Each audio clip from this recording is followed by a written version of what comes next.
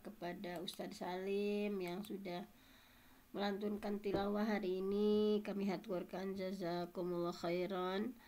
Selanjutnya seperti biasa, bismillah, alhamdulillah, alhamdulillahilladzi nahmaduhu wa nasta'inuhu wa nastaghfiruh wa na'udzu billahi min syururi anfusina wa min sayyiati a'malina. May yahdihillahu fala mudhillalah wa may yudlil fala hadiyalah. Asyhadu an la ilaha illallah wahdahu la syarikalah wa asyhadu anna Muhammadan abduhu wa rasuluhu alladzi la nabiyya ba'dah. Alhamdulillah, di kesempatan subuh yang penuh berkah ini kita semua masih diberikan kesempatan oleh Allah, diberikan berbagai nikmat, nikmat ibadah, nikmat Islam, nikmat sehat, nikmatnya hidayah, nikmatnya berada dengan orang-orang ya, bersahabat dengan orang-orang yang bersemangat untuk mencari ilmu.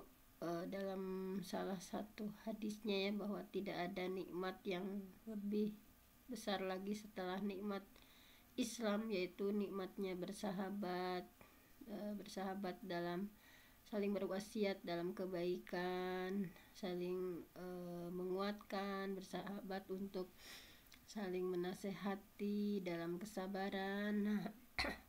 Dan untuk hari ini alhamdulillah kajian kita yaitu tafsir surah Al-Mufassal ya, tafsir surah pendek. Dan sekarang sudah menginjak pada surah Al-Buruj. Nah, pada surah Al-Buruj sebentar saya share screen kan. Salah. Tafsir surah Al-Buruj. Nah, ini kita menginjak pada surah Al-Buruj, dan untuk tafsir Jalalainnya sudah kita bahas ya.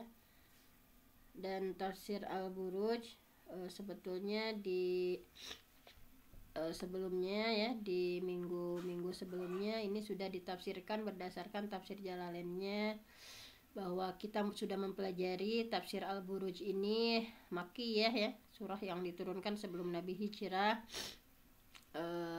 Di antaranya di sini di tafsir Jalalain sudah ditafsirkan habis ya untuk minggu sebelumnya, bahwa wassama izatil buruj al-kawakib ithnai asyara barajan ya, sudah disampaikan di minggu-minggu sebelumnya. Tetapi kita juga akan melanjutkan versi tafsir yang lainnya ya. Di antaranya adalah menurut Ibnu Katsir. Baiklah, kita pelajari karena di menurut menurut tafsir Ibnu Katsir Jalalain sudah kita tafsirkan. Namun untuk menurut Ibnu Katsir belum kita laksanakan, dan sekarang insyaallah akan kita sama-sama pelajari. Wassama izatil buruj, wassamai demi langit, zatil buruj yang mempunyai ya, zati itu yang mempunyai al-buruj gugusan bintang, wal yaumi dan demi dan hari ya, al-maw'ud yang dijanjikan, wasyahid dan yang menyaksikan, wa masyhud dan yang disaksikan. Qutila, nah, binasa. Kalau asal artinya telah dibunuh ya, tetapi ini disesuaikan artinya di Al-Quran. Qutila ashabul ukhdud, binasa dan terlaknat ashabul ukhdud, orang-orang yang membuat ukhdud, parit, an-nari. Nah, yang di parit itu ya, berapi, ada apinya, zatil waqud, yang dinyalakan dengan kayu bakar. Idhum 'alaiha qu'ud. Nah, id ya ketika hum mereka 'alaiha ya, di atas parit itu ya. Di sekitar parit itu, bukan di atasnya, di sekitar parit itu, qu'ud, mereka duduk. Bentar.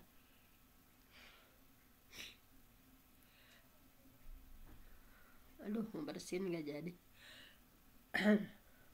Idhum 'alaiha qu'ud, bahwa mereka itu duduk ya di sekitar parit itu.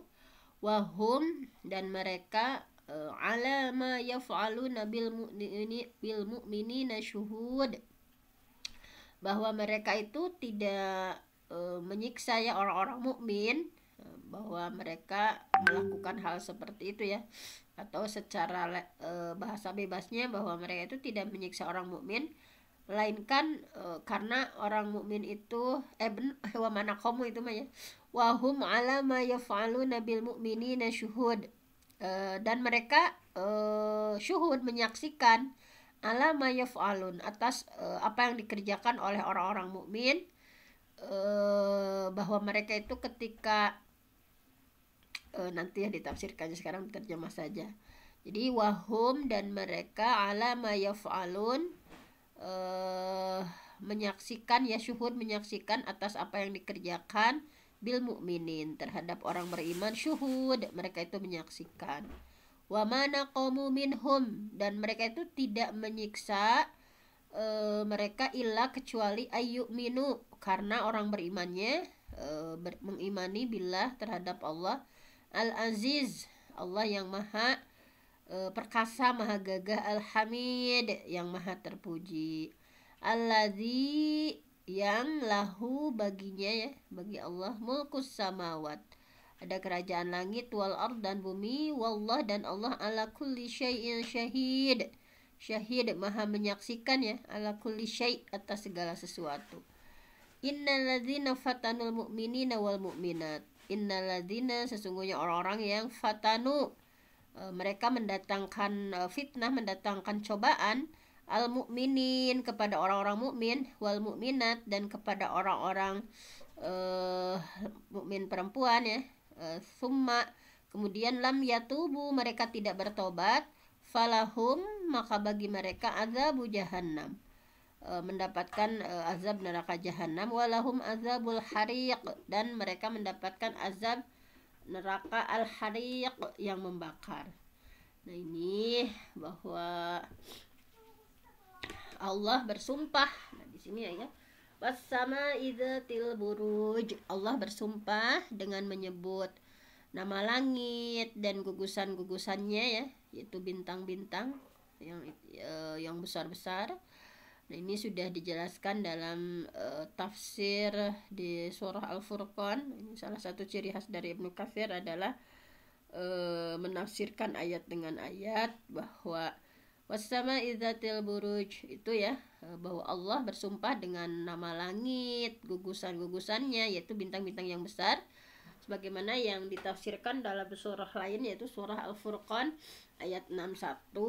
A'udzubillahi minasyaitonir rajim. Tabarakalladzi ja'ala fis sama' buruja wa ja'ala fiha siraja wa qamaram munira, bahwa dialah Allah yang maha suci Allah yang menjadikan langit ya, gugusan-gugusan bintang, dan menjadikan juga padanya, pada langit itu ya, matahari dan bulan yang bercahaya.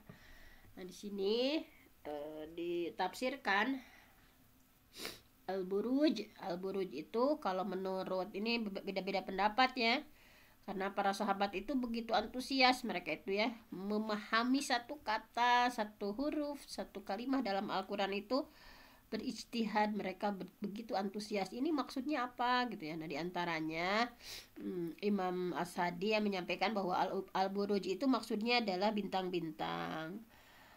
Kemudian Al-Mujahid juga ya, Mujahid juga bahwa al-buruj itu artinya yang ada penjaganya.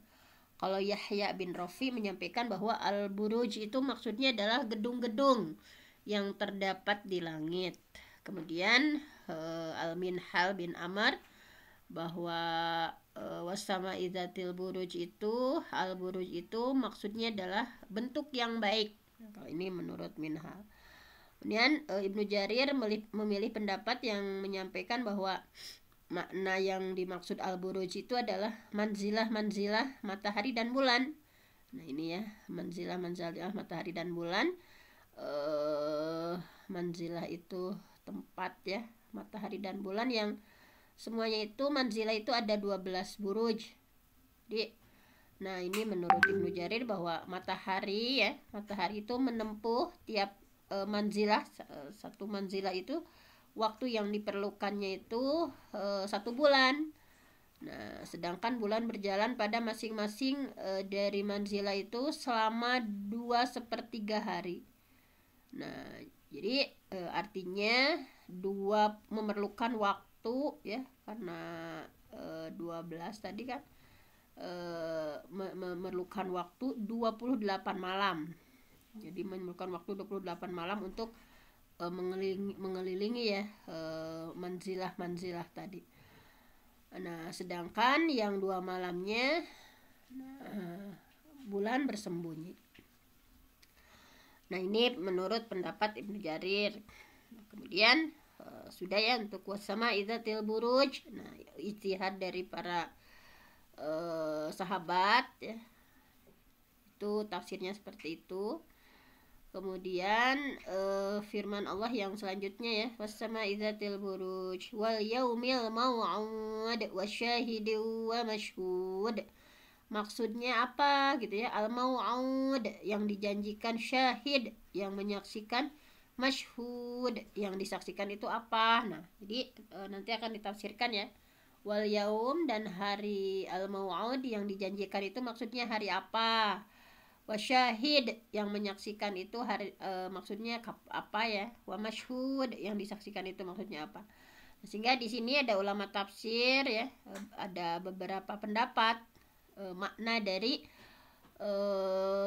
wal yaumil mau'ud wasyahid wa mashhud.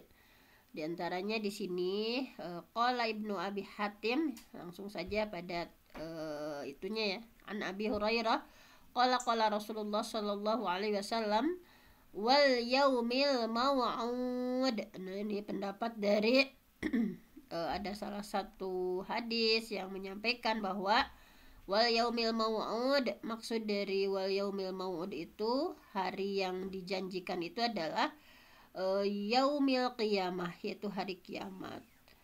Jadi ada yang berijtihad bahwa hari yang dijanjikan itu adalah hari kiamat. Wasyahid, sedangkan yang menyaksikan itu adalah yaumil jumu'ah, yaitu hari Jumat maksudnya. Wa ma tala'at syamsun wala gharabat ala yaumin afdal min yaumil jumu'ah. Dan tidak ada suatu hari pun yang tadi ya, tala'at syamsun, matahari terbit, wala gharabat ala yaum, dan tenggelam ya, afdal yang lebih utama, min yaumil jumu'ah, daripada hari Jumat. Wa fihi sa'atun, dan di dalamnya di hari Jumat itu terdapat sa'atun, suatu saat ya, suatu waktu, la yuwafiquha abdun muslim. Nah, kita harus, ini berdasarkan hadis ini ya, bahwa di hari Jumat itu ada suatu sa'ah, suatu waktu yang la yuwafiquha abdun, bahwa seorang hamba ya tidak sekali-kali menjumpai hari itu, yas'alullah fiha khairan, kemudian orang mukmin tadi meminta kebaikan di saat di hari Jumat itu ya, illa a'tahu iya, kecuali Allah memberi kepadanya. Jadi apapun yang diminta oleh seorang hamba ya di sa'ah fi yaumil jum'ah, ada sebuah waktu di hari Jumat, ketika meminta padanya a'tahu iyahu, kecuali Allah memberikan kepadanya. Wala yasta'idu fiha min syarrin yasta'izu ya, wala yasta'idu, dan tidaklah dia meminta fiha meminta perlindungan ya, ista'adza yasta'izu. Nah, ini sudah kita pelajari ya, ista'adza yasta'izu. Dan tidaklah meminta perlindungan min syarrin, dari sebuah kejahatan, illa, kecuali a'adzahu, kecuali Allah melindunginya. Wa mashhud, dan maksud dari mashhud yang disaksikan itu menurut hadis ini adalah yaumu Arafah, yaitu hari Arafah. Nah, ini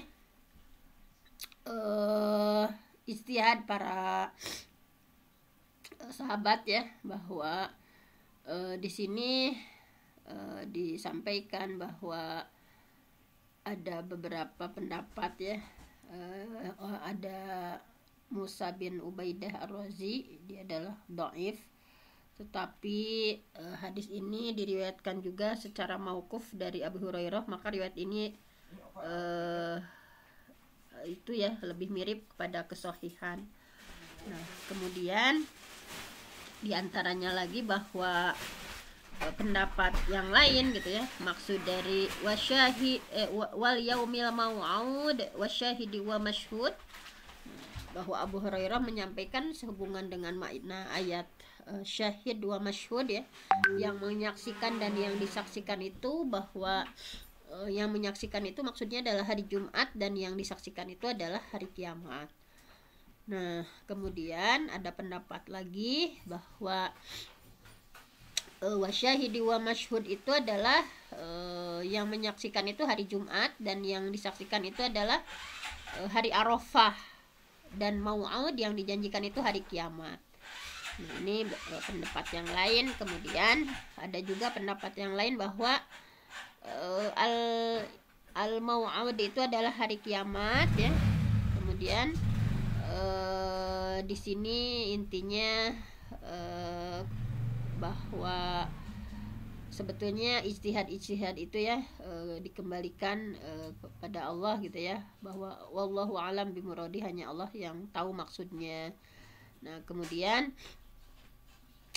di sini juga Ibnu Jarir menyampaikan gitu ya, menyampaikan bahwa sebuah hadis ya, maka sebuah hadis tadi yang bahwa Rasulullah ya pernah menyampaikan terkait syahid wa masyhud itu, an Abi Malik al-Asy'ari qala Rasulullah SAW al-yaumul mau'ud, maksud dari hari yang dijanjikan itu yaumul qiyamah, itu hari kiamat. Wa inna syahid, dan sesungguhnya yang menyaksikan itu adalah yaumul jumu'ah, hari Jumat. Wa innal masyhud, sesungguhnya maksud dari yang disaksikan itu adalah yaumu Arafah, yaitu hari Arafah. Wa yaumul jum'ah dzakharahullah lana, dan hari Jumat sengaja disimpankan Allah untuk kita, yaitu untuk umatnya Nabi Muhammad sallallahu alaihi wasallam. Nah, kemudian ini juga ya menyajikan sebuah hadis, Ibnu Jarir menyampaikan sebuah hadis bahwa langsung saja ya, bahwa an Sa'id bin Musayyab annahu qala Rasulullah sallallahu alaihi wasallam inna sayyidal ayyam yaumul jumu'ah wa huwa asyahid wal masyhud yaumu Arafah, bahwa inna sesungguhnya sayyidal ayyam, sayyid ya penghulu atau pemimpin al ayyam hari itu adalah yaumul jumu'ah, adalah hari Jumat. Jadi hari Jumat itu adalah sayyidul ayyam, penghulunya, pemimpinnya hari itu hari Jumu'ah, wa huwa syahid, dan hari Jumat itu yang menyaksikan gitu, wal masyhud yaumu Arafah, sedangkan hari yang disaksikan adalah hari Arafah.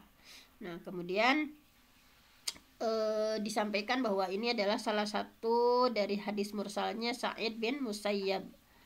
Nah, sedangkan ya kita langsung pada pendapat lain, Ibnu Abbas menyampaikan bahwa syahid di sana itu Nabi Muhammad gitu. Maksud yang menyaksikan di sana itu menurut Ibnu Abbas, syahid itu adalah Nabi Muhammad Shallallahu alaihi wasallam. Sedangkan yang masyhud yang disaksikan itulah maksudnya hari kiamat. Kemudian Ibnu Abbas menyampaikan firman Allah ya, bahwa hari kiamat itu adalah hari yang semua makhluk, semua manusia dikumpulkan untuk menghadapnya, dan hari itu adalah suatu hari yang masyhud, disaksikan oleh seluruh makhluk. Nah, ini surah Hud ayat 103. Nah, kemudian pendapat lainnya ya juga bahwa pernah ada seorang laki-laki bertanya kepada Hasan bin Ali ya tentang makna dari wasyahid wa masyhud, wasyahidi wa masyhud. Kemudian Hasan bin Ali menyampaikan bahwa apakah engkau pernah bertanya kepada seseorang sebelumku? Ketika dia bertanya kepada Ali ya, maksud dari wasyahidi wa masyhud. Kemudian Ali balik bertanya, apakah engkau pernah bertanya tentang hal ini ya kepada seseorang sebelumku? Kemudian laki-laki itu menjawab, ya, aku pernah bertanya kepada Abdullah bin Umar, kepada Ibnu Zubair. Kemudian mereka menjawab bahwa makna yang dimaksudnya itu adalah wasyahidi wa masyhud itu adalah hari raya kurban gitu, yauman nahar ya, hari raya kurban dan hari Jumat. Kemudian Hasan bin Ali menyampaikan bukan gitu, bahwa yang dimaksud wasyahid yang bersaksi itu adalah Nabi Muhammad. Kemudian Hasan bin Ali membacakan firman-Nya ya, yaitu surah An-Nisa ayat 41. Nah, surah An-Nisa, nah ini ya beliau menafsirkan ayat dengan ayat bahwa dalam surah An-Nisa ya, An-Nisa ayat 41, nah disampaikan ini adalah berupa tafsiran dari saksi di sana itu adalah Nabi Muhammad gitu. Bahwa dalam surah An-Nisa itu fa kaifa idza ji'na min kulli ummatin bisyahid wa ji'na bika 'ala haula'i syahida. Bagaimana gitu ya, fa kaifa idza ji'na, maka bagaimana keadaan manusia idza ji'na ya, jika kami mendatangkan min kulli ummah, dari setiap umat itu bisyahid, seorang saksi yaitu rasul ya, wajibna, dan kami datangkan bika ya, dan kami datangkan engkau ya, yaitu Nabi Muhammad, ala haula'i syahida, sebagai saksi ya atas mereka gitu. Jadi sehingga kalau pendapat dari Hasan bin Ali itu adalah maksudnya yang bersaksi itu adalah Nabi Muhammad, karena beliau berpendapat bahwa syahid di sana itu ditafsirkan dalam surah An-Nisa ayat 41. Nah, kemudian dan yang masyhud yang disaksikan itu adalah hari kiamat, sehingga Hasan membacakan ya, beliau menafsirkan, Hasan itu menafsirkan masyhud yang disaksikan itu hari kiamat berdasarkan surah Hud ayat 103. Nah, ini kebiasaan diantaranya menafsirkan ayat dengan ayat ya, surah Hud ayat 103. Nah, di surah Hud ayat 103 ini bahwa inna fi dzalika laayatan liman khafa adzabal akhirah dzalika yaumum majmu' lahun nas wa dzalika yaumum masyhud. Ini kata Imam Hasan bahwa masyhud di sana itu yang disaksikan itu adalah ini ditafsirkan dalam surah Hud ayat 103 bahwa inna fi dzalika, sesungguhnya pada yang demikian itu, la ayah, yaitu ada pelajaran ya, ada tanda-tanda pelajaran liman khaufa azabal akhirah, bagi orang yang takut azab akhirat gitu. Dzalika yaumum majmu', itu adalah suatu hari semua manusia dikumpulkan untuk dihisab gitu. Lahun nas, nah manusia di sana ya disaksikan. Wa dzalika yaumum masyhud, itu adalah hari yang disaksikan oleh semua makhluk. Nah, jadi pendapat dari Imam Hasan seperti itu. Nah, ini juga sama ya, disampaikan oleh Hasan Basri, Sufyan Ats-Tsauri. Nah, dan yang maksud disaksikan di sana itu adalah yaumul qiyamah, hari kiamat. Kemudian ada pendapat lagi bahwa Ad-Dhahhak ya menyampaikan bahwa wasyahid yang menyaksikan itu adalah anak Adam. Nah, kalau menurut Ad-Dhahhak ya, wasyahid yang menyaksikan itu adalah anak Adam, dan masyhud yang disaksikan itu adalah hari kiamat. Kemudian Ikrimah juga menyampaikan bahwa wasyahid yang menyaksikan itu adalah maksudnya Nabi Muhammad, yang masyhud itu adalah hari Jumat. Nah, semua sahabat itu sangat semangat ya dalam mencari ilmu. Mereka itu dalam satu kata itu betul-betul dicari maknanya apa gitu ya. Nah, kemudian di sini juga Ali bin Abi Thalhah menyampaikan Ibnu Abbas bahwa yang dimaksud syahid yang menyaksikan itu adalah Allah, dan masyhud yang disaksikan itu adalah hari kiamat. Kemudian diriwayatkan lagi ya bahwa Ibnu Abbas menyampaikan makna yang dimaksud wasyahidi wa masyhud itu adalah yang menyaksikan itu adalah manusia tadi ya, anak Adam, Bani Adam, sedangkan yang disaksikan hari Jumat. Nah, itu juga diriwayatkan oleh Ibnu Abi Hatim. Kemudian selanjutnya pendapat lain ya, wasyahidi wa masyhud itu yang menyaksikan itu adalah hari Arafah, syahid di sana itu yang disaksikan itu adalah hari kiamat. Nah, kemudian ada lagi pendapat yang lain bahwa dari Ibrahim menyampaikan bahwa maksudnya adalah hari raya kurban Arafah ya, dan hari Arafah. Jadi yang menyaksikan itu hari raya kurban, yang disaksikan itu adalah hari Arafah. Nah kemudian pendapat lagi ulama lainnya bahwa masyhud yang disaksikan itu adalah hari Jumat. Nah di sini disampaikan bahwa ada salah satu hadis ya, Rasulullah pernah bersabda, hadis dari Abu Darda, aksiru alayya minas shalah yaumal jumu'ah fa innahu yaumum masyhud tashhaduhul malaikah. Nah ini ya, bahwa aksiru, bahwa yang dimaksud yang disaksikan itu adalah hari Jumat. Pendapat yang menyampaikan seperti itu karena adalah salah satu hadis, aksiru, perbanyaklah oleh kalian alayya untukku minas shalah, bersolawat. Jadi perbanyak solawat untukku, kata Nabi, yaumal jumu'ah, pada hari Jumat, fa innahu, karena sesungguhnya di hari Jumat itu yaumum masyhud, hari yang disaksikan, tashhaduhul malaikah, oleh para malaikat. Nah di sini ya, bahwa pendapatnya seperti itu berdasarkan hadis tadi. Nah kemudian ada lagi Sa'id bin Jubair menyampaikan bahwa syahid di sana adalah Allah. Kemudian beliau membacakan firman-Nya bahwa di surah Al-Fat ya. Nah, di surah Al-Fat ayat 28, mari kita sama-sama lihat ya. Al-Fat ayat 28, beliau menafsirkannya dengan ayat lain, yaitu di surah Al-Fat ayat 28, pendek sekali ya, di terakhirnya yang dikutip adalah wa kafa billahi syahida walladzi arsala rasulahu bil huda wa dinil haq liyuzhirahu 'alad dini kulli wa kafa billahi syahida, dan cukuplah Allah sebagai saksi gitu. Ini pendapat yang menyampaikan bahwa saksi ya, syahid yang menyaksikan di sana adalah Allah gitu. Wa kafa billahi syahida, yang disaksikan adalah kita semua manusia gitu. Ini pendapat dari Al-Baghawi.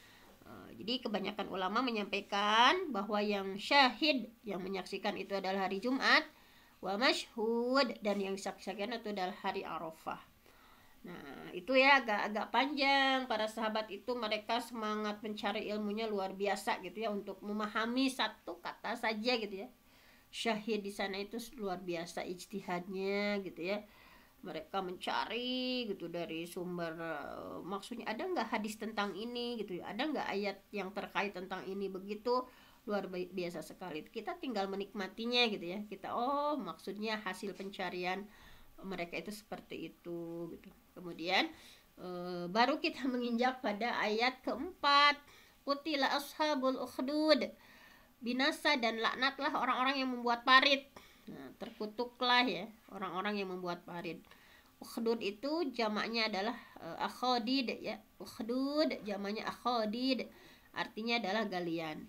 Nah ini menceritakan suatu kaum kafir ya, bahwa mereka itu sengaja menangkap orang mukmin yang di sekitarnya ya. Orang mukmin itu dipaksa. Nah ini juga banyak pendapat nanti maksudnya apa ini juga ya. Ini di apa disampaikan di awal bahwa maksud dari ashabul ukhdud itu siapa gitu ya. Ashabul ukhdud itu kalau ini pertama disampaikan bahwa mereka orang kafir sengaja menangkap orang mukmin yang ada di kalangan mereka ya.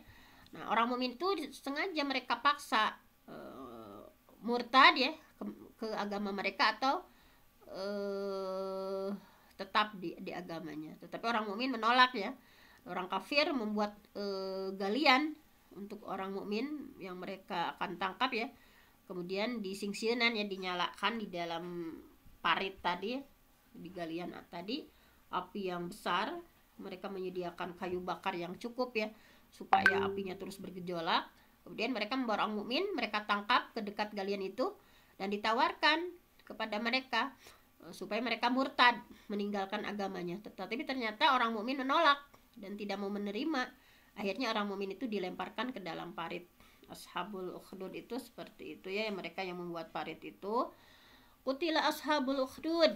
Karena itu maka disebutkan dalam firman Allah, qutila ashabul ukhdud annari dzatil waqud idhum 'alaiha qu'ud wa hum 'ala ma yaf'aluna bil mu'minina syuhud. Terlaknatlah ya, binasalah orang-orang yang membuat parit. parit yang sengaja disediakan api yang dinyalakan dengan kayu bakar ketika mereka duduk di sekitar itu, sedangkan mereka menyaksikan apa yang mereka perbuat terhadap orang yang beriman. Nah, itu mereka menyaksikan apa yang dilakukan terhadap orang mukmin. Wa ma naqamu minhum illa ayyuminu billahil azizil hamid. Dan mereka itu tidak menyiksa orang mukmin kecuali karena apa? Karena orang mukmin itu mengimani Allah ya, Al-Aziz yang maha perkasa, Al-Hamid yang maha terpuji. Nah, jadi orang mukmin sebetulnya tidak punya salah ya terhadap mereka, kecuali orang mukmin itu mempertahankan keimanannya yaitu kepada Allah yang maha perkasa. Tidak akan tersia-sia orang-orang yang berlindung di bawah naungan Allah yang sangat kokoh ya. Maha Hamid, maha terpuji itu dalam semua perbuatannya, ucapannya, dan dalam syariat dan takdirnya. Semuanya baik. Takdir Allah itu baik semuanya. Di tangan kekuasaan orang kafir yang memberlakukan terhadap mereka seperti apa yang tadi disampaikan ya, mau meninggalkan agama mereka ataupun masuk ke dalamnya, maka dialah Allah tetap Al-Aziz, perkasa, Al-Hamid, terpuji, walaupun penyebab hal itu tidak diketahui oleh kebanyakan orang. Alladzi lahu mulkus samawati wal ard, bahwa Allah yang maha aziz hamid itu adalah Allah yang lahu, baginya, mulkus samawat, memiliki kerajaan langit, wal ard, dan bumi. Ini juga termasuk sifat Allah yang sempurna. Dialah Allah yang memiliki semua alam langit dan alam bumi ya, berikut apa yang ada di antara keduanya dan juga yang ada di dalam langit dan bumi itu. Wallahu ala kulli syai'in syahid, dan Allah maha menyaksikan segala sesuatu. Jadi tidak ada sesuatu pun yang tidak kelihatan bagi Allah ya, di langit ataupun di bumi, dan tiada sesuatu pun yang tersembunyi bagi Allah gitu. Ulama tafsir berbeda pendapat mengenai orang-orang yang disebutkan dalam kisah tadi. Sebetulnya siapa mereka itu gitu ya. Tadi disampaikan ya secara global. Di antaranya sahabat Ali radhiyallahu an, bahwa mereka itu nih pendapat Ali ya, bahwa ashabul ukhdud itu adalah mereka yang membuat parit seperti tadi yang kejam itu adalah menurut Ali mereka adalah penduduk Persia, penduduk negeri Persia. Jadi saat itu ada seorang raja yang ingin menghalalkan menikah dengan mahramnya ya, dengan adiknya ya. Lalu para ulama menentang keinginan raja itu, maka dengan sengaja si raja itu membuat parit dan melemparkan ke dalam parit itu setiap orang yang menentang keinginan dia, dan akhirnya menghalalkan menikah dengan mahram, terus berlangsung sampai sekarang. Nah, seperti itu. Nah, kemudian menurut riwayat lain yang lain juga ya, sama dari Ali, bahwa maksud ashabul ukhdud itu adalah mereka adalah orang-orang di sebuah kaum di negeri Yaman. Kalau tadi Persia ya, ini maksudnya ashabul ukhdud itu adalah sebuah kaum di negeri Yaman, bahwa saat itu ya orang-orang mukmin dari kalangan mereka berperang dengan orang musyrik.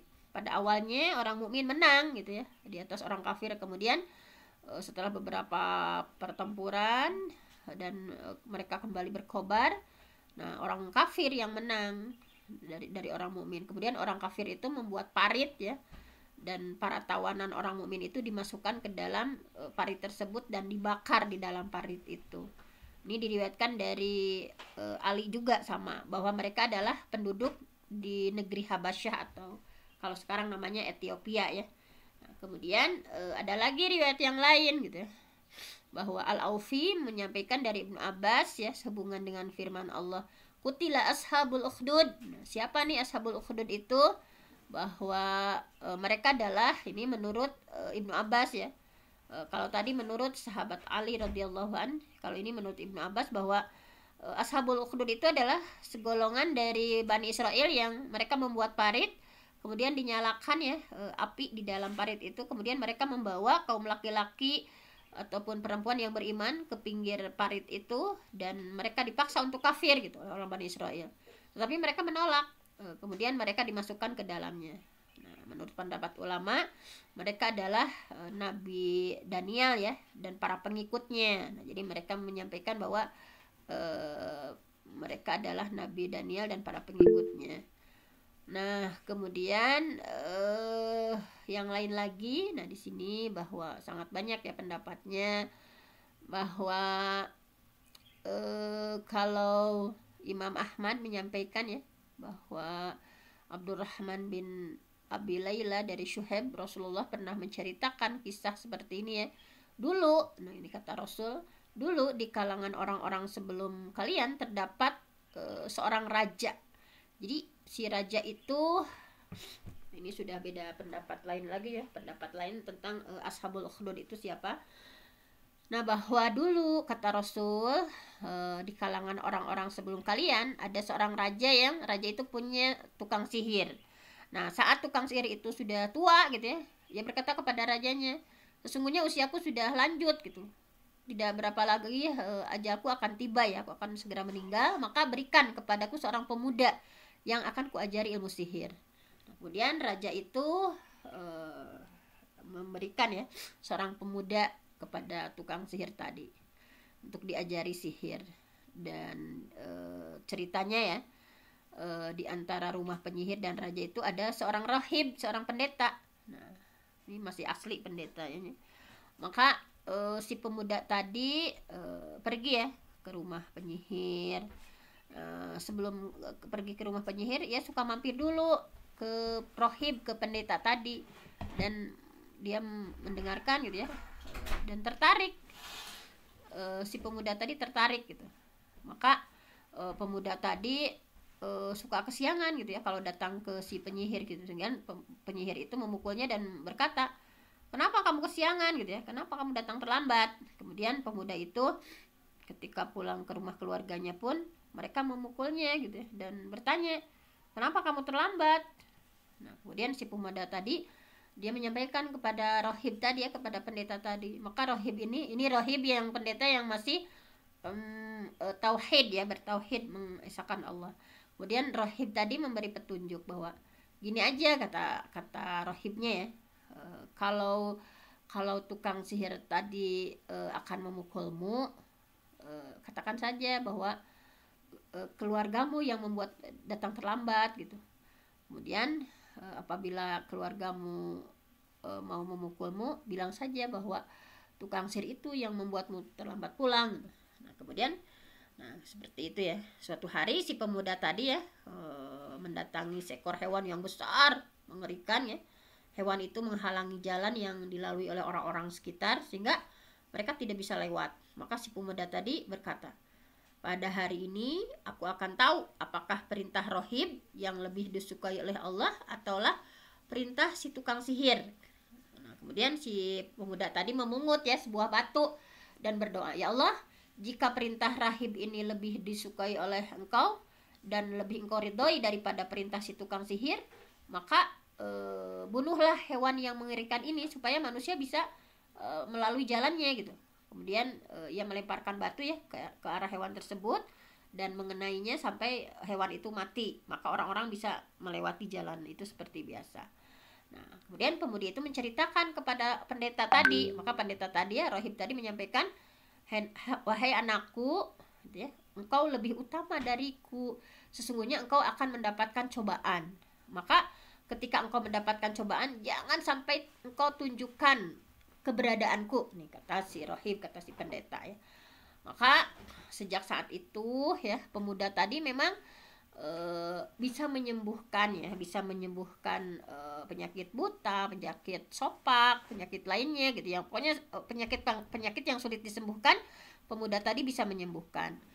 Nah, tersebutlah ya si raja punya teman yang punya penyakit buta. Maka ketika teman raja itu mendengar tentang ada pemuda yang bisa menyembuhkan berbagai penyakit, maka ia datang dan membawa banyak hadiah sampai dan menyampaikan, sembuhkanlah aku dari penyakitku, maka aku akan memberimu segala sesuatu yang ada di sini. Kemudian pemuda tadi menjawab, aku bukan orang yang bisa menyembuhkan, yang menyembuhkan itu hanyalah Allah Subhanahu wa taala gitu. Kalau engkau mau beriman kepada Allah, aku akan mendoakanmu kepadanya dan dia akan menyembuhkanmu. Nah, kemudian teman si raja itu mau ya beriman, maka pemuda tadi berdoa kepada Allah. Kemudian dengan serta-merta raja itu sembuh saat itu juga gitu. Nah, kemudian teman si raja itu datang kepada raja dan duduk bersama raja tadi sebagaimana biasanya. Kemudian si raja merasa kaget dan bertanya, "Hai fulan, siapa yang mengembalikan pandanganmu gitu ya sehingga tidak buta lagi gitu?" Kemudian si teman raja menjawab, "Tuhanku." Kemudian si raja bertanya, "Apakah itu aku?" Karena yang dipertuhankan saat itu adalah raja tersebut. "Apakah itu aku?" Teman raja itu menjawab, "Bukan, Tuhanku dan Tuhanmu adalah Allah." Kemudian raja bertanya lagi, "Apakah engkau punya Tuhan selainku?" Kemudian teman si raja tadi menjawab, "Ya, Tuhanku dan Tuhanmu adalah Allah." Maka raja terus-menerus ya menyiksa temannya itu sampai pada akhirnya teman raja itu menunjukkan bahwa yang mengajarkannya itu adalah si pemuda tadi. Maka pemuda tadi dipanggil menghadap kepada raja ya. Dan raja bertanya, "Wahai anakku, sudah sampai ya informasi kepadaku tentang ilmu sihirmu yang sudah mencapai tingkatan yang luar biasa ya, menyembuhkan sakit, buta, sakit sopak dan berbagai penyakit." Kemudian si pemuda tadi menjawab, "Aku tidak bisa menyembuhkan siapapun, sesungguhnya yang menyembuhkan itu hanyalah Allah Subhanahu wa taala." Kemudian si raja bertanya, "Dia adalah bukankah dialah aku yang dituhankan itu adalah aku?" Si pemuda menjawab, "Bukan." Raja bertanya, "Apakah engkau punya Tuhan selainku?" Pemuda menjawab, "Tuhanku dan Tuhanmu adalah Allah," gitu ya.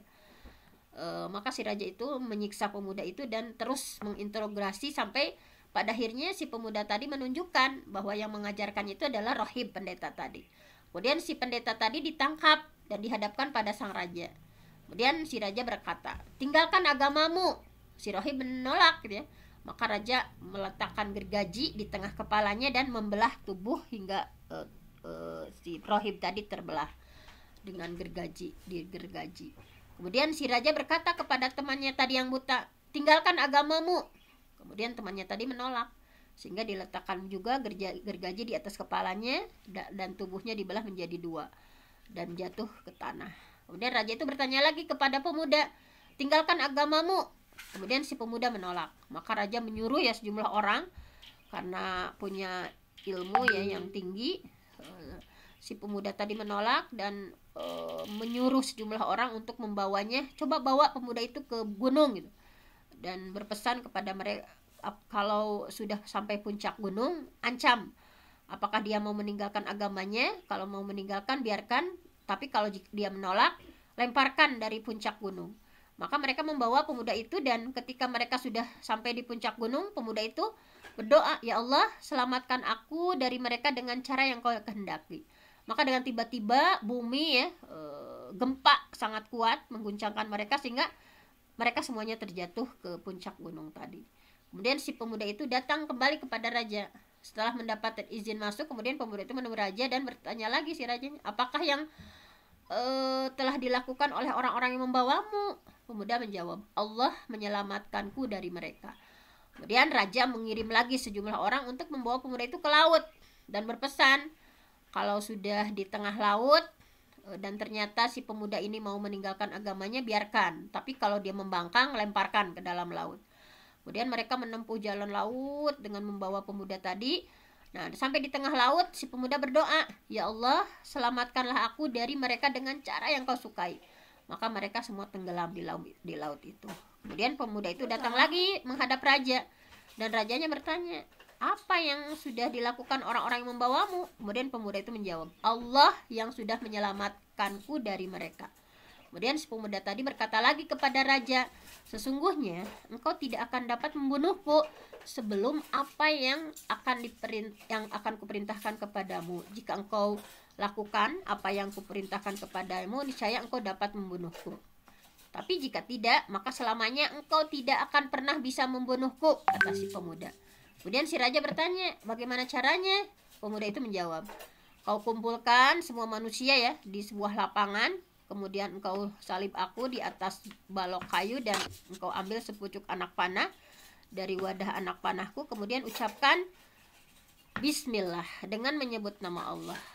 Tuhan si pemuda ini ya, Tuhannya si pemuda ini ya, Bismillah dengan menyebut nama Allah. "Maka sesungguhnya jika engkau lakukan itu, barulah engkau bisa membunuhku." Nah, kemudian raja melakukan apa yang disarankan oleh pemuda tadi, memasang anak panah ya sang anak panah pemuda itu, dan dari busurnya kemudian dibidikan ke arah pemuda tersebut dengan mengucapkan Bismillah, dengan menyebut nama Allah, Tuhan si pemuda ini. Maka panah melesat dan mengenai pelipisnya, kemudian pemuda tadi memegang pelipisnya dan terkena panah itu dan meninggal dunia saat itu juga. Maka semua orang yang hadir berkata, nah takjub semuanya ya, apa yang disampaikan oleh pemuda tadi. Ternyata si raja bisa membunuhnya dengan menyebut nama Allah, Bismillah ya, dengan menyebut nama Allah, Tuhan si pemuda ini. Nah, jadi maka orang yang hadir berkata, nu'minu billah, kami beriman kepada Allah, Tuhan si pemuda ini. Dan dikatakan kepada raja, sekarang kau baru menyaksikan apa yang kau sangat khawatirkan gitu ya. Sesungguhnya demi Allah, kamu sudah dikalahkan karena semua orang sudah beriman. Kemudian raja sangat kesal ya. Kemudian ia memerintahkan supaya di tengah jalan dibuat galian parit yang cukup dalam gitu ya, dan dinyalakan api di dalam parit itu. Kemudian raja berkata, barang siapa yang mau meninggalkan agamanya, biarkan, dan jika tidak, maka masukkan mereka ke dalam parit itu. Jadi bahwa mereka berlari-lari ya menuju parit. Tadi yang sudah mengimani Tuhannya pemuda tadi, yang sudah mengimani Allah Tuhannya pemuda tadi, bahwa mereka berlari-lari menuju ke parit itu tuh, dan saling berdesakan untuk mereka bisa masuk ke dalamnya. Kemudian datang seorang ibu membawa anak laki-laki yang masih disusuinya. Maka seakan-akan si ibu itu tidak mau menjatuhkan dirinya ke dalam parit ya. Maka bayi yang digendong itu berkata, hai ibu, bersabarlah karena sesungguhnya engkau berada di jalan yang benar. Nah ini gitu ya. Nah ini riwayat dari Imam Muslim ya, di akhir kitab sahihnya, dari Hamad bin Salamah dengan sanad dan lafad yang sama. Nah ini ya diantaranya pendapat bahwa Ashabul Ukhdud itu tadi ya, banyak sekali pendapatnya tentang Ashabul Ukhdud. Ini karena sudah jam 6:15, mungkin kita sudahi dulu ya, karena ini agak panjang memang surah Al-Buruj. Kita baru menafsirkan sampai maksud dari Ashabul Ukhdud itu, maksudnya adalah siapa orang yang membuat parit itu, maksudnya siapa, baru sampai ke sana. Insyaallah kan kita lanjutkan ya tafsir surah Al-Buruj ini di pekan depan. Mungkin hanya itu saja untuk hari ini. Mudah-mudahan kita bisa meneladani dari kisah Ashabul Ukhdud ini ya, betapa orang-orang dulu itu sangat memegang teguh gitu ya akidah gitu ya. Apalagi kita juga di zaman yang penuh fitnah itu harus benar-benar jangan sampai menggadaikan akidah kita, tapi atau betul-betul ya akidah yang kita yakini itu betul-betul menjadi prinsip, sehingga tidak bisa dibeli dengan apapun. Hanya Allah yang bisa memberikan hidayah atau taufik kepada kita semua. Saya mohon ampun sama Allah, yang benar datangnya dari Allah, yang salah dari saya sendiri. Aqulu qouli hadza wa astaghfirullah li wa lakum. Wassalamualaikum warahmatullahi wabarakatuh. Waalaikumsalam warahmatullahi wabarakatuh.